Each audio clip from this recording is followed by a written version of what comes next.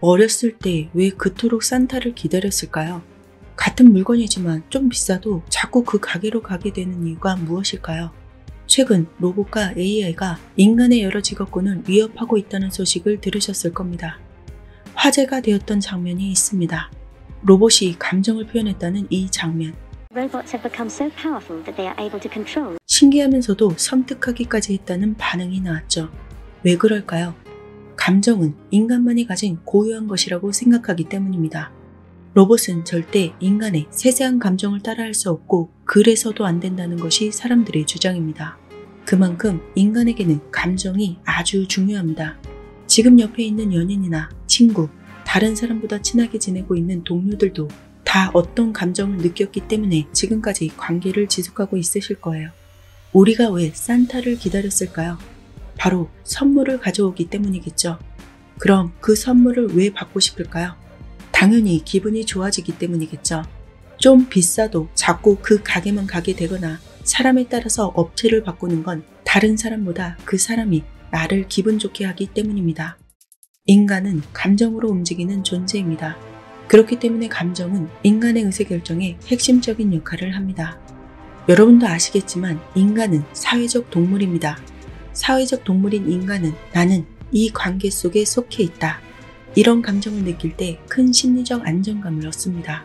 이 욕구는 소비와 지불 행동으로 나타납니다. 사람들은 단순히 물건이나 서비스를 구매하는 것 이상을 원합니다. 그 과정에서 관계와 감정을 경험하려는 욕구가 있죠. 이것은 돈을 지불하는 가장 큰 이유 중 하나입니다. 애플과 같은 브랜드는 단순히 기술적으로 뛰어난 제품만 제공하지 않습니다. 고객과의 관계 형성을 통해서 이걸 사용하는 당신은 혁신적이고 특별한 사람이다. 이런 감정을 심어줍니다. 가끔은 대형마트보다 시장이나 동네 작은 가게에서 더 많은 돈을 지불할 때가 있습니다. 왜 그럴까요? 주인과의 친근한 대화를 통해서 나를 기억해주는 느낌, 나한테 관심을 가져주는 느낌, 이러한 큰 만족감을 받기 때문입니다. 단골 미용사나 서비스 제공자에게 돈을 지불하는 것은 단순히 그 사람이 가진 기술 때문이 아닙니다. 관계를 통해 느끼는 신뢰감, 소속감, 안정감 같은 심리적 보상을 받기 때문입니다. 프리미엄 카페나 레스토랑, 호텔은 단순히 물건과 서비스를 판매하지 않습니다. 고객에게 특별한 대우를 받고 소속감을 느끼는 경험을 제공합니다.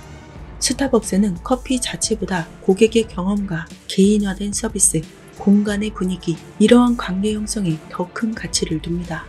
고급 레스토랑에서는 음식보다 서비스 직원과의 소통, 품격이 높은 식사 경험을 통해 사회적 위치와 연결감을 느끼게 해줍니다. 자신이 존중받거나 대접받았다는 느낌이 많이 났던 곳은 몇 번이고 다시 찾게 되죠. 사람은 본능적으로 나를 위해주는 사람에게 마음이 가기 마련입니다. 사람들은 이 감정적 만족에 비싼 돈을 지불하는 것을 마땅하게 여깁니다. 그와 더불어 자동적으로 신뢰감이 형성되죠. 뇌과학적으로 인간이 신뢰나 관계를 느낄 때 일명 사랑의 호르몬이라고 하는 옥시토신이 분비되고 유대감과 친밀함을 강화시킵니다. 관계를 형성하고 신뢰를 쌓을 때 뇌는 도파민이라는 보상 시스템을 활성화하여 만족감과 행복감을 느끼게 해줍니다. 이 과정은 돈을 지불하고 서비스를 경험하는 상황에서도 똑같이 작용한다고 알려져 있습니다.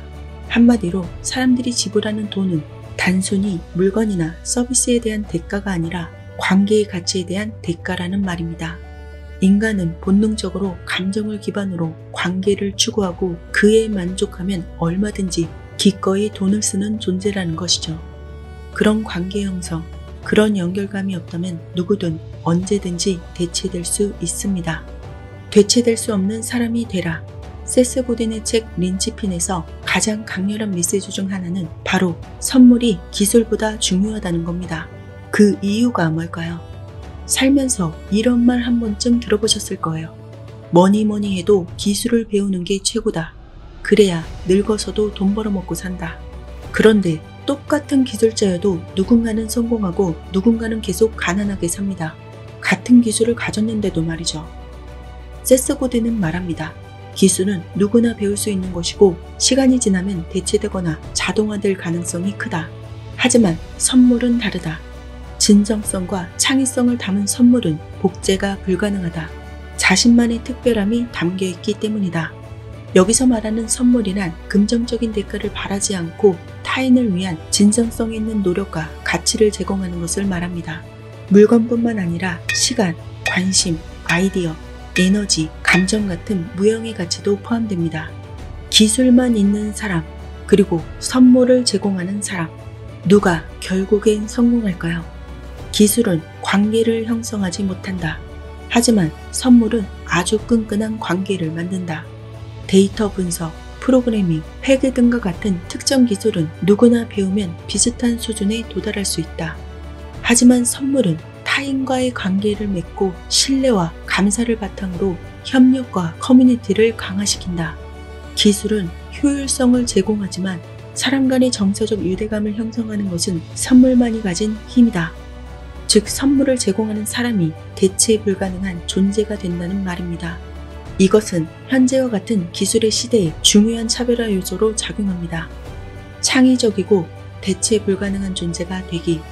여러분의 가치는 선물의 독창성과 진정성에서 나옵니다. 남들과 다른 창의적인 접근법이 중요합니다.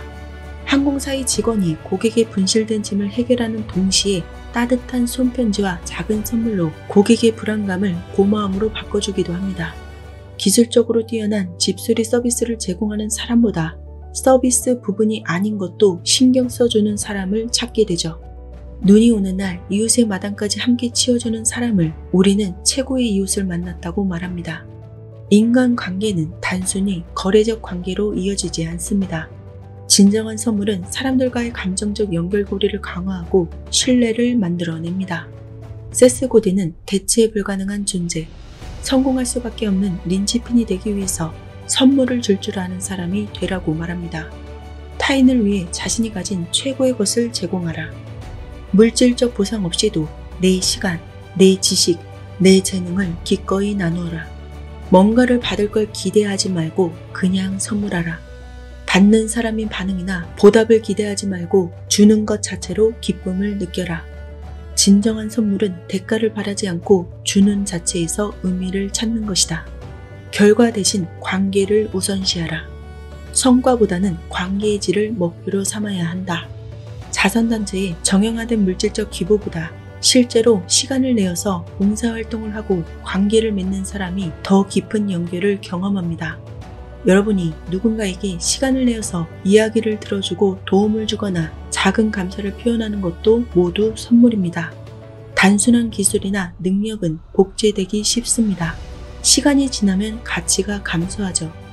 하지만 진정성과 인간적인 연결은 독창적이고 지속가능한 가치를 만들어냅니다. 회사에서 단순히 기술적인 일만 잘하는 사람보다는 팀을 위해서 자발적으로 도움을 주고 진심으로 도와주려고 하는 동료를 사람들은 좋아합니다. 단순히 문제를 해결하는 직원보다 고객의 상황에 공감하고 감동을 받을 수 있는 도움을 주는 직원을 훨씬 고객들이 좋아하죠. 단순히 음식을 가져다주고 가버리는 직원보다는 아이가 편안하게 앉을 자리를 마련해주고 불편한 사항은 없는지 더 필요한 건 없는지 물어봐주는 직원에게 우리는 팁을 더 주고 싶어 합니다. 게리 제프먼의 5가지 사랑의 언어에서도 마찬가지로 똑같은 말을 합니다. 선물의 진정한 의미는 단순히 고가의 물건을 주는 것이 아니다. 상대방이 내가 당신을 진심으로 생각하고 있다. 이러한 느낌을 느낄 수 있도록 마음을 담아주는 것이 핵심이다. 선물은 사랑의 시각적 상징이다. 선물은 물질적 가치보다 그 안에 담긴 마음과 상징성이 중요하다. 선물은 기술로는 충족할 수 없는 인간의 정서적 필요를 채워주며 지속 가능한 성공과 신뢰를 만들어낸다. 이 개념을 실천하면 개인의 삶뿐만 아니라 직장과 사회에서 의미 있는 변화와 성과를 경험할 수 있다. 물건을 사서 그냥 주는 것과 작은 손편지랑 주는 것에는 큰 차이가 있죠. 아이에게 최신 장난감을 사주면 정말 좋아하긴 하겠지만 시간을 내서 아이랑 놀아주면 그 시간은 아이에게 더 오래도록 기억되곤 합니다. 선물을 받은 사람에게 기억에 남을 상징이 될 때 그 선물은 끈끈한 관계를 형성하게 됩니다. 특별한 날이 아니더라도 그냥 주는 습관을 들이면 인생을 성공적으로 살 수밖에 없다고 말합니다.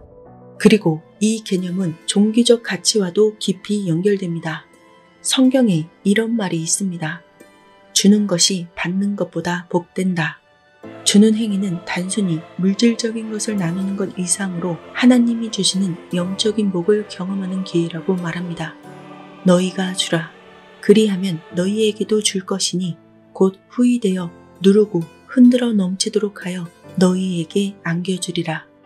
너희가 풍족하게 되어 모든 일에 너그럽게 구제하면 그것이 하나님께 감사하게 하는 일이 된다. 주면 오히려 더 받게 된다는 의미를 내포하는 것입니다. 이 말씀은 하나님이 나누는 자를 통해 더 풍요롭게 하신다는 약속을 담고 있습니다. 불교에서는 보시를 통해 마음의 평화와 카르마를 정화시키는 것을 강조합니다. 보시는 돈을 내는 것만이 아닙니다. 지혜의 보시, 정신적 위로, 이러한 것도 보시에 포함됩니다. 마음으로 베푸는 행위는 욕심을 줄이고 업이라고 하는 카르마를 정화한다. 궁극적으로 해탈로 나아가게 한다. 유교에서도 선물은 상대방에 대한 존중과 예의의 상징이라고 말합니다.